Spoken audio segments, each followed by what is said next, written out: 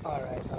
Sa mga gusto malaman kung paano magawa si Gundams Prime, kung ano yung katawan ni Optimus, hindi napansin nito, pinatawa talaga yan ng binti ni Inferno. Lagyan nyo lang ang leg for sa Inferno dito. Parang ganyan lang. Like that. Ito na nakikita nyo itim na part na to.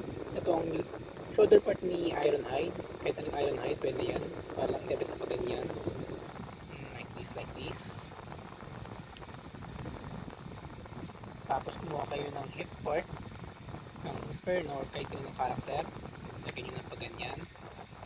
Kapit nyo dito. Tapos, nakikita nyo to. Part ito ni Ironhide. Shoulder part. Kasi ito na yung mga isang ilan sa mga parte na perfect fit na ganyan.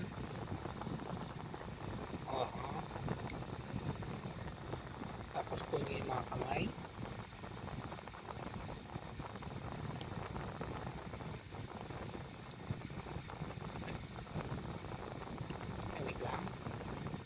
Wait lang.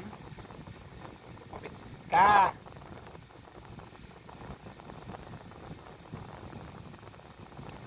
Sabi ko naman ba, kumapit ka eh. Diyos ko naman eh. Tapos para sa balikat, kunin itong mga thigh parts. Kapit nyo sa paganyan. Kunin yung ulo ng Inferno. Kapit nyo dito. Pasok nyo.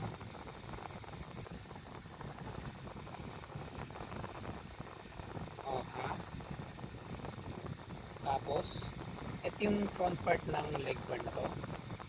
Kapit nyo lang ng paganto.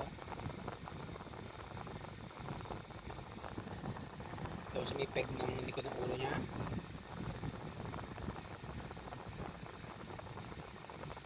Wait lang. Yan. Tapos, para sa jetpack, okay ng katawan ni Ironhide. Tapos kung yung balikat Inferno, kapit niyang paganto.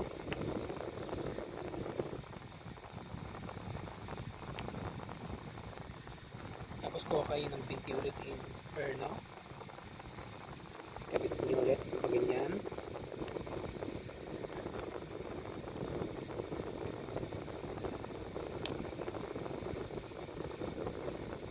And lastly, kung yung sa forearm,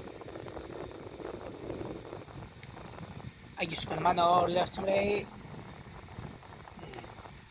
At lagyan nyo na yung post doon sa may pinaka-butas.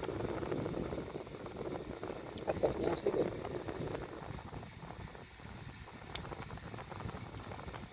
At kainis naman ako.